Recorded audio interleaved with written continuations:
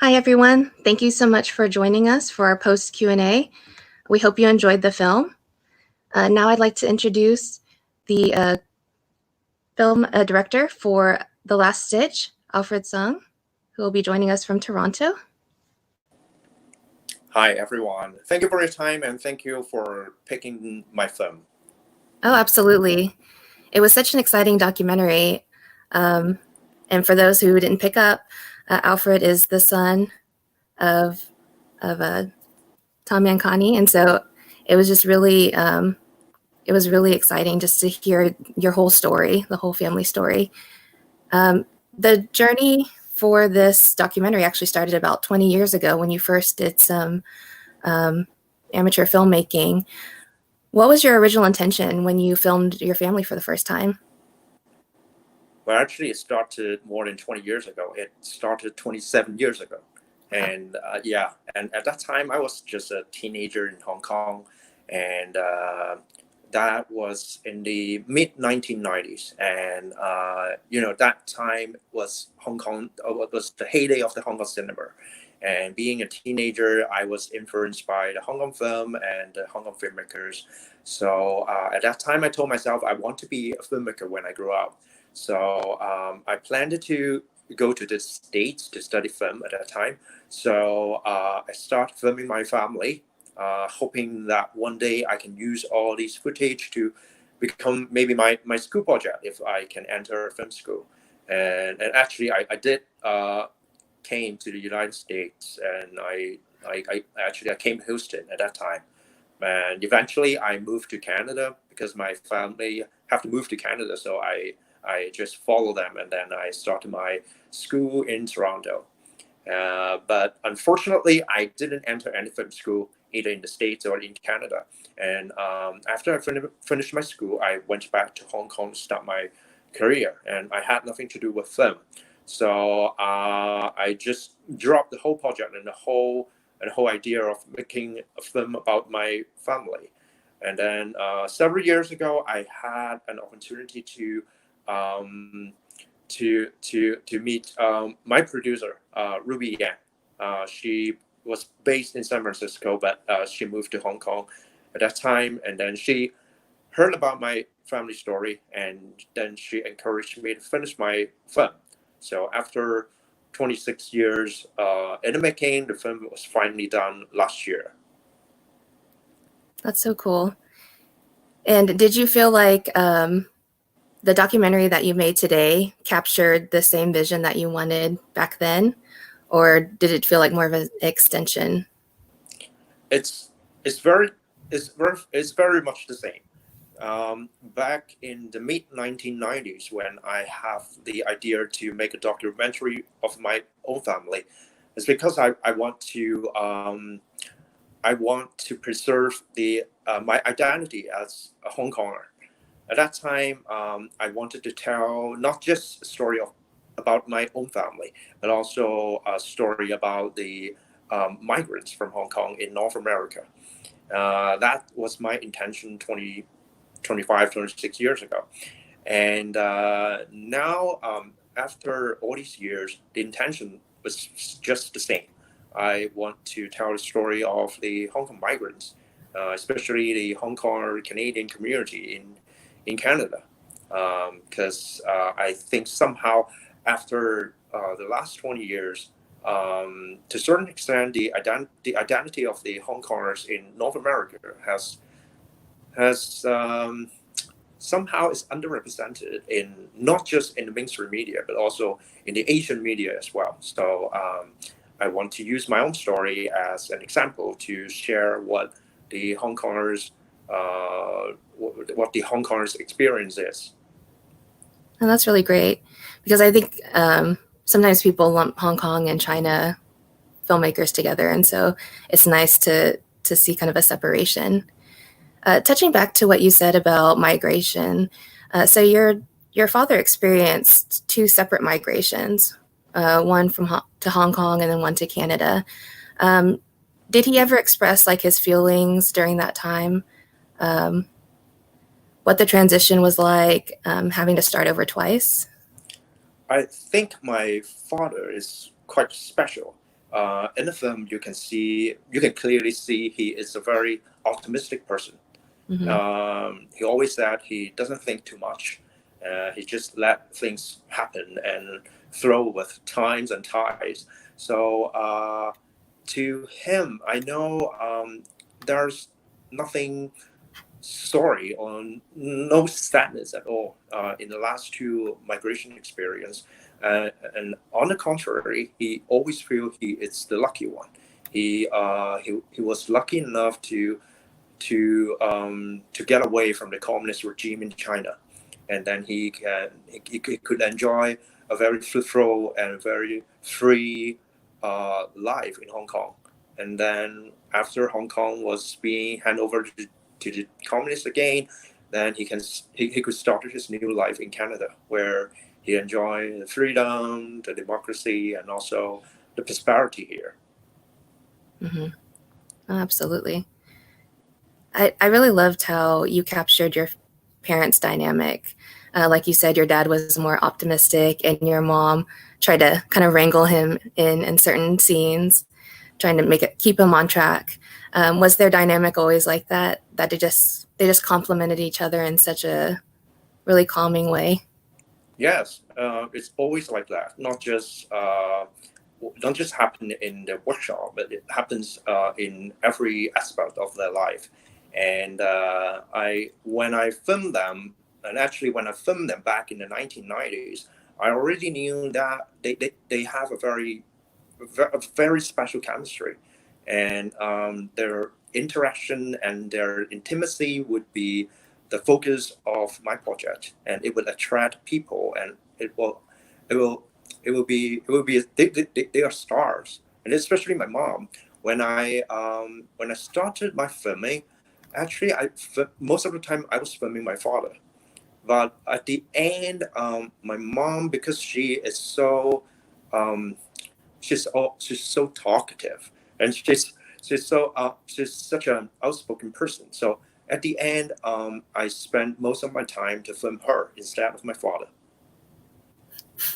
No, I'm a big fan of your mom.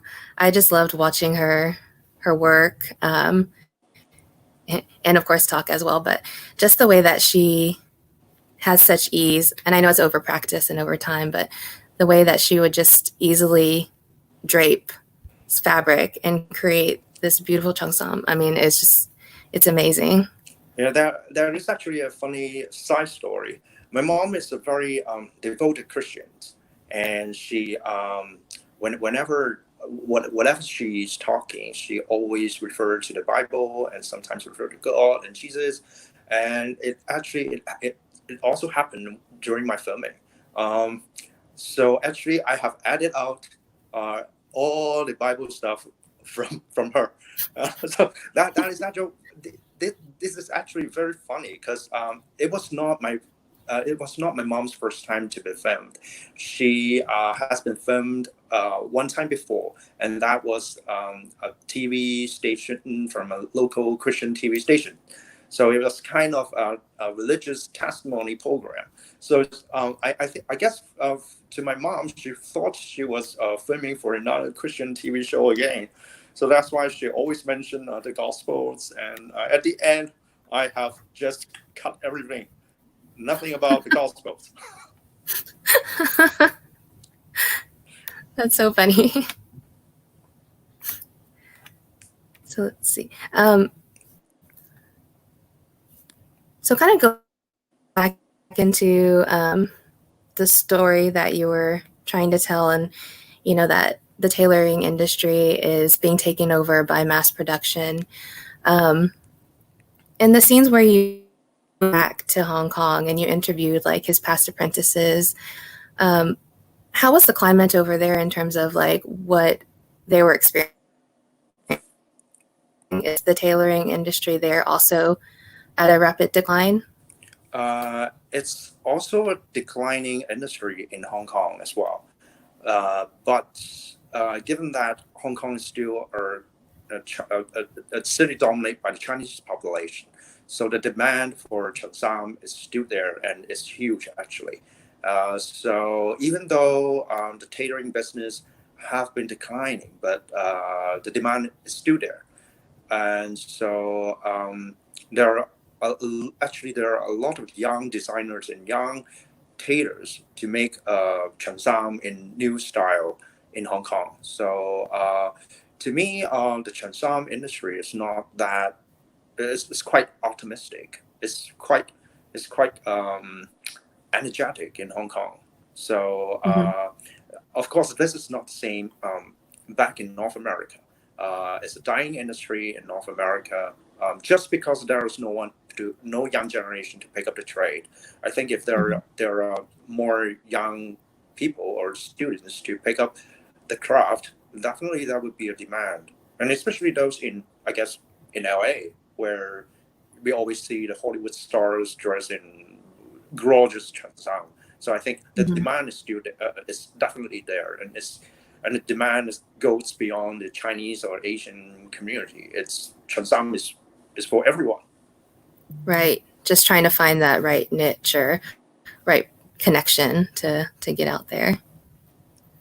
It was touching to see that your brother, attempted to pick up the trade in effort to keep the legacy going. Was that something that your brother contemplated before,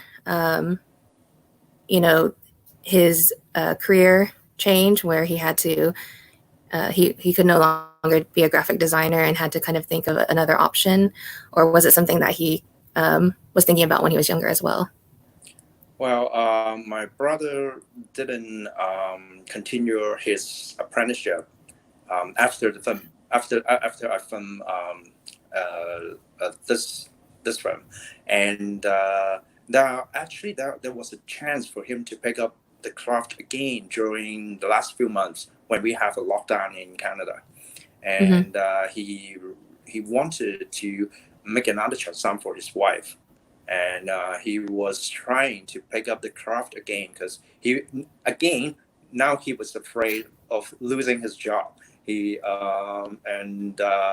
But unfortunately he still didn't have the courage or have the time to pick up the trade because he has to take care of the kids. Now the kids are all study from home, so he has to take care of his kids as well. So at the end, he didn't pick it up again in the last few months, and I don't think he will ever pick up again in the near future. Right.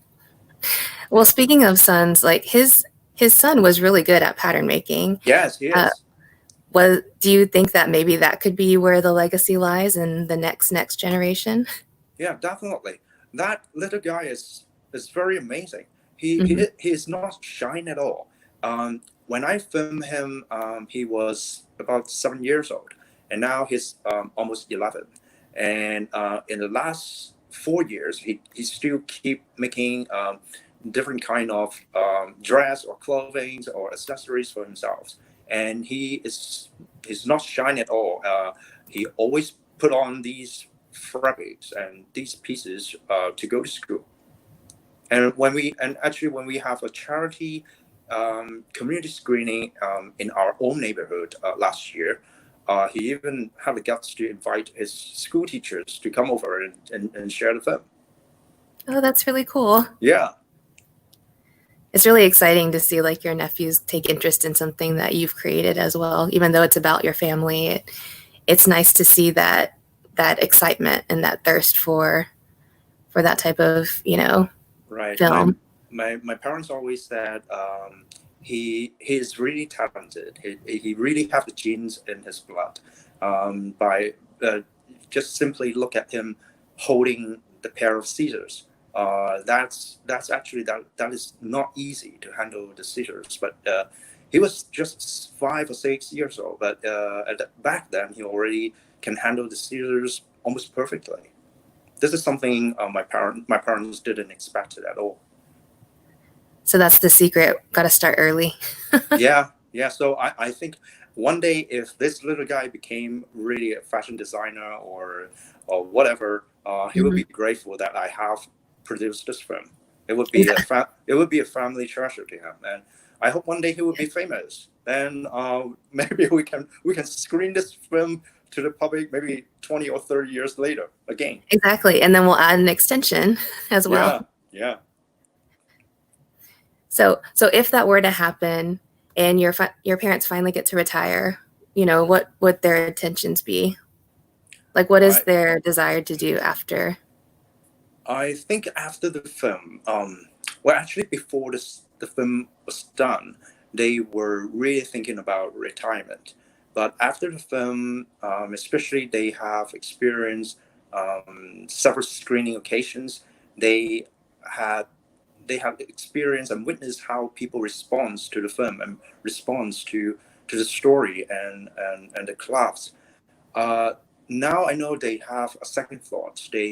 They're not going to retire in the near future. They will keep doing it, and if someone wants to learn the trade from them, they would be happy to teach them and pass all the skills to these persons. And in fact, after our screening in Toronto, at least two young people, they both of them were all CBC. They were all born here, and they asked to become my parents' apprentices. And because of the lockdown in the last few months, everything was put on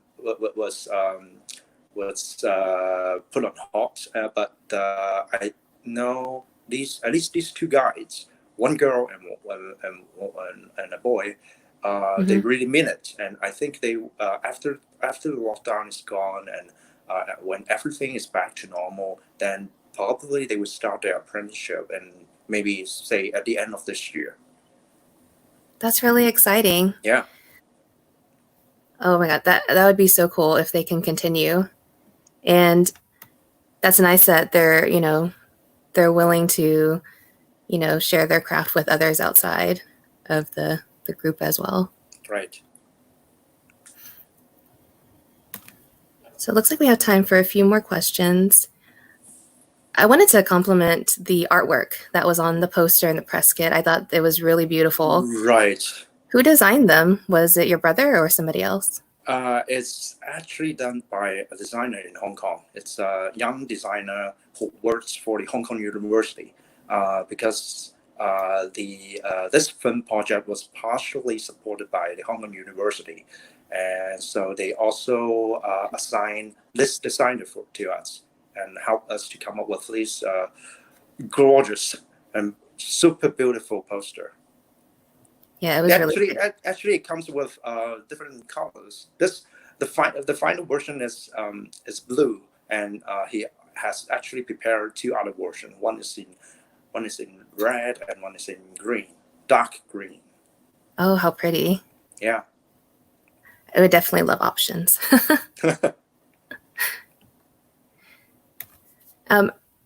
I read in one of your, I think one of the bios or statements that you actually created 2 graphic novels based on your family story as well. Is that something that people can actually view or purchase? I don't think they are still available because it was quite a long time ago. The first one was published in 2006, and the second one is in 2008. I also actually have a dream to make it into a short animation, because and this time it won't be about tailoring. It will be about the old airport in Hong Kong, Kai Tak Airport, where I lived when I was a kid in Hong Kong. That's what that two graphic novels about. I hope one day we can turn the 2 graphic novels into animation. That would be awesome. And of course, you'll have to share it with us once it's finished. Sure, definitely. And do you have any other upcoming projects that you're working on currently?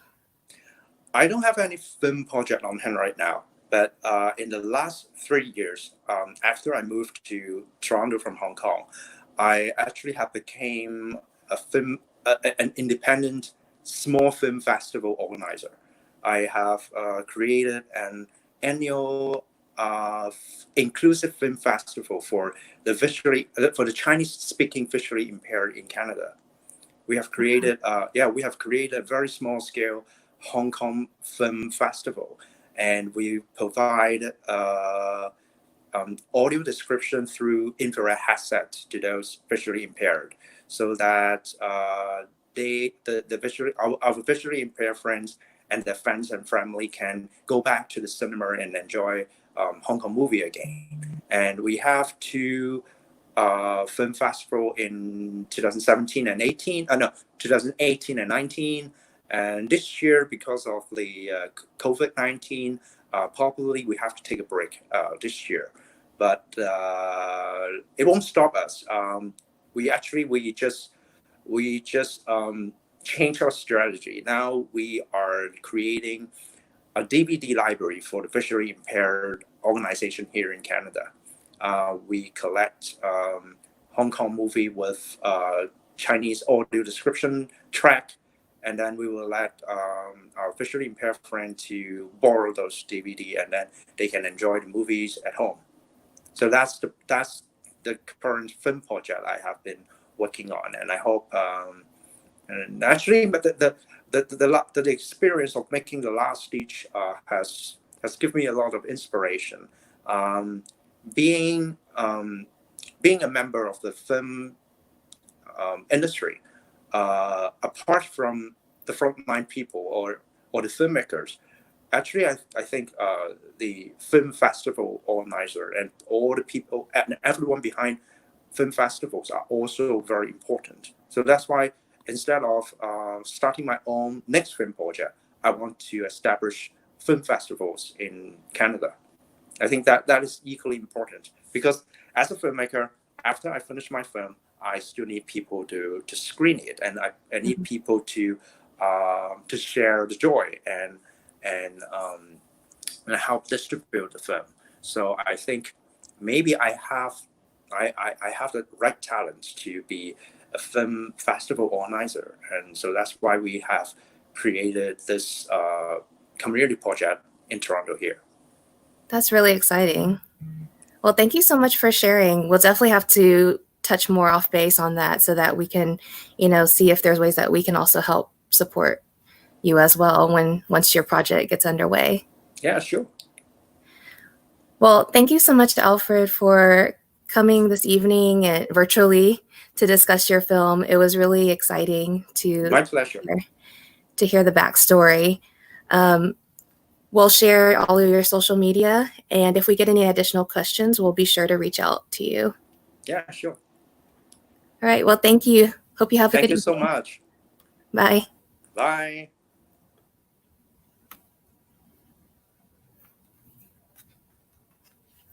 So, thank you so much for joining us for our first night of Happy Fest. I just want to let you know to please stay tuned for tomorrow's next block of films.